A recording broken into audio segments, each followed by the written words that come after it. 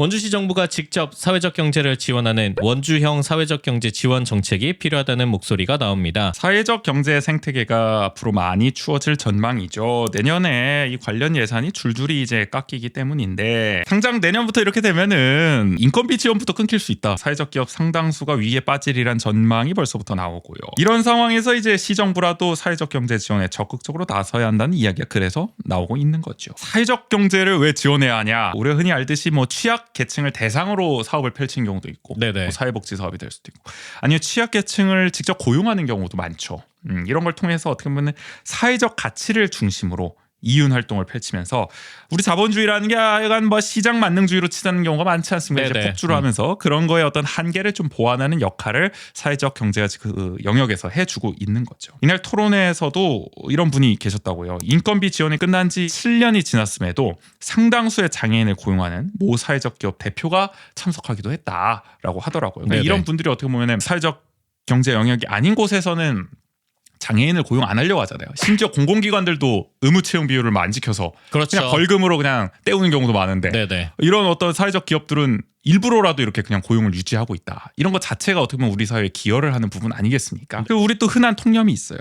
결국에 사회적 경제 영역은 뭔가 이렇게 인건비 지원 받으려고 인건비 빼먹으려고 말 그대로 그냥 지원만 받으려고 하는 타먹으려고 하는 거 아니야. 부정수급 이번 정부에서 아주 불을 켜고 찾으려고 하고 있지 않습니까? 그런 녀석들 아니냐 뭐 이렇게 하지만은 통계를 보면 또 아니라고 하더라고요. 재작년에 원주에서 이제 인증을 받은 원주에 인증된 사회적 기업 57개의 운영률을 보면 96.5%에 달한다고요. 그래서 인건비가 지원이 끝난 뒤에도 종료된 이후에도 지속적으로 기업을 운영하면서 고용을 창출하는 것으로 나타난다고 하더라고요.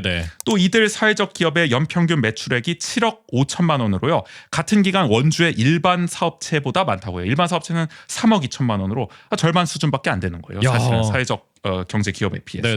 그리고 원주시 사회적 경제 실태 조사를 보면 말이죠. 또 원주의 사회적 경제 생태계는 계속 성장세입니다. 최근 3년간 총 매출액이 423억 원에서 679억 원으로 늘었고요. 기업당 평균 매출도 3억 9천만 원에서 5억 8천만 원으로 증가했습니다. 이런 아주 해피한 흐름이 이어지고 있는 상황인데 정부가 여기서 예산을 지원을 중단해 버린다면 탄력을 받은 성장세가 꺾이게 될 수밖에 없겠죠. 사실 뭐 정부의 정책 기조가 언제 바뀔지 모르니까 특히 뭐 긴축 재정 기조를 계속 이어가겠다고 하고 있지 않습니까? 근데 지금 아끼는 곳을 보면은 뭐 사회적 경제를 비롯해서 문화예술계도 그렇고 R&D 예산도 그렇고 하여간 우리 사회에 꼭 필요할 것 같은 예산들은 지금 다 줄줄이 줄여나가고 있단 말이죠. 하여간 이런 흐름이 과연 이번 정부에서 반전이 있겠느냐라는 생각이 들기 때문에 결국에는 정부에 그렇게 지금 기대하기 어렵다면 중앙정부에 기대하기 어렵다면 우리 지방정부 원주시 정부라도 나서야 하는 게 아닌가라는 생각이 드는 거죠. 특히 우리 원주가 어떤 도시입니까? 장일순, 지학순 정치를 이어받은 사회적 경제의 중심지. 그렇죠. 협동조합의 성지. 메카 아니겠습니까? 우리 사실 원광수 시정 경제 굉장히 중요하다고 맨날 강조를 하죠. 삼성 반도체 공장, 뭐 불온 산업단지 조성. 이런 대규모 산업 기반 확충에는 관심이 많습니다. 물론 중요합니다. 이것도. 그런데 우리 원주가 원래부터 강점이 있었던 분야인 이 사회적 경제는 그거에 비해서는 좀 소홀한 게 아닌가. 맞아요. 저는 솔직히 그런 생각이 들거든요.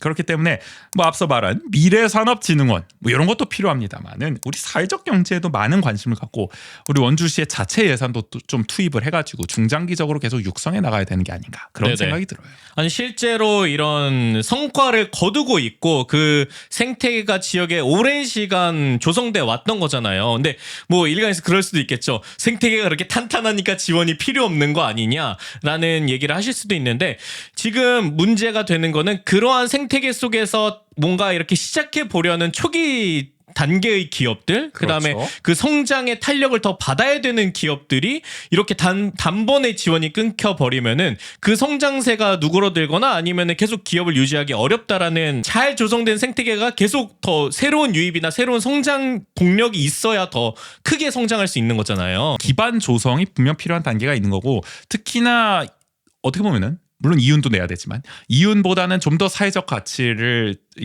전파하는 데 특화된 사회적 경제 영역 같은 경우에는 그런 작업이 더 필요하다는 거죠. 우리 네네. 자본주의 현실에서는. 물론 뭐 국인 씨 좋아하는 또 이제 불란서를 쓰는 우리 캐나다의 꾀백이라든지 네네.